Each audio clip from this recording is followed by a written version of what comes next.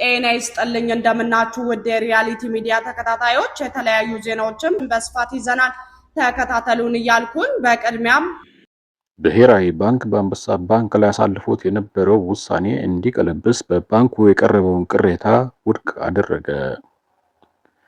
የኢትዮጵያ ብሔራዊ ባንክ የአንበሳ ባንክ አክሲዮን ማህበር በ21ኛ ጠቅላላ ጉባኤ ያካሄደውን የቦርድ አባላት ምርጫ ውድቅ በማድረግና 22ኛውን ጠቅላላ ጉባኤ በማካሄድ አዳዲስ የቦርድ አባላት እንዲያስመረጥ ባሳለፈው ውሳኔ ላይ ባንኩ አቅርቦት የነበረውን ቅሬታ ውድቅ ማድረጉን ገለጸ።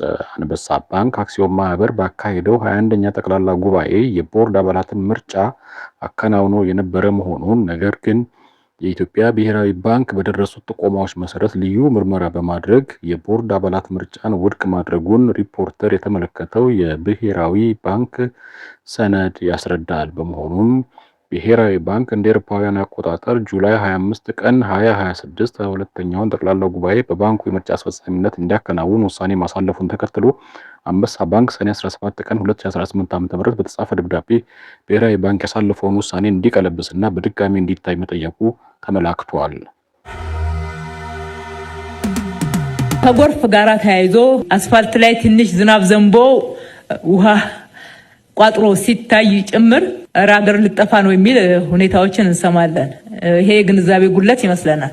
የትኛውም ሀገር ዝናብ ዘንቦ የተወሰነውን ያክል አስፋልት ላይ ውሃ መታየቱ አይቀሬ ነው። ነገር ግን በስንት ደቂቃ ነው ያ ውሃ ወደ ፍሳሽ ስርዓቱ ገብቶ የሚጠፋው የሚል ነው መለኪያው እንጂ ዝናብ እየዘነበ ወዲያው ውሃው እስከሚወርድ መታገስም ያስፈልጋል። እኛም ተምረንበታል። እንዲህ አይነት ሁኔታዎች ያጋጥማሉ። እዚሁና ዱባይ ማየት ትችላላችሁ። ሌሎችም ሀገሮች ያጋጥማል።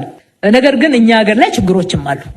የማይካዱ ደግሞ አሁን ልንሰራባቸው የሚገባቸው ችግሮችም አሉ። ጎርፍ ብቻ ሳይሆን ሁሉም ነገር በአሁኑ ልክ አይወራም ነበር። ያው ሚዲያው ሰው እጅ ላይ ገብቷል። አሁን ሜንስትሪሚንግ ሚዲያ የምንጠብቅበት ጊዜ አይደለም። በእያንዳንዱ ሰው መንገደኛው ሁሉ ኮሙኒኬተር ነው። በየጊዜው የማጽዳት ባህሉ አሁንም ጽዳት ገና ባህል አልሆነም ያልነው ቆሻሻ እየሰበሰቡ ድሬኔጅ ላይን ውስጥ የሚጥሩ አካባቢዎች አሁንም ያጋጥሙናል። ከሁሉ በላይ ደግሞ መዋቅራዊ ፕላኑን በመጣስ የተገነቡ ግንባታዎች አሉ። ሰሞኑን እንግዲህ ጀሞ አካባቢ እያፈራረስን ነው። አይታችሁ ከሆነ እዛ ያለው ድንገት ጎዳና ላይ ወጣ ውሃ አይደለም፣ አደጋም ሊያደርስ የሚችል ነው። ለምንድን ነው ተብሎ ሲታይ መስመሩ ላይ ግንባታዎች ተገንብተዋል፣ ከተገነቡ ቆይተዋል።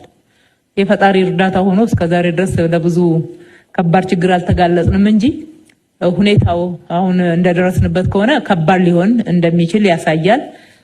አሁን ሰሞኑን ከባለቤቶቹ ጋር ተስማምተን ምትክ ቦታ ሰጥተናቸው ህንፃዎቻቸውን እያፈረትን ነው። እንግዲህ የፈቀዱትን አካላት ለመጠየቅ ብዙ ወደ ኋላ እየሄዱ ወቃሽ ያደርገናልና እሱን እንለፈው።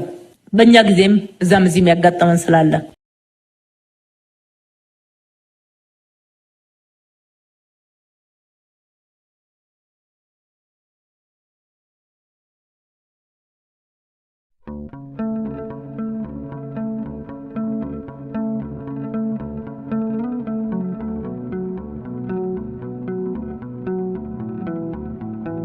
ለዛሬ ያዘጋጀነው ዝግጅት እዚህ ላይ ተጠናቋል።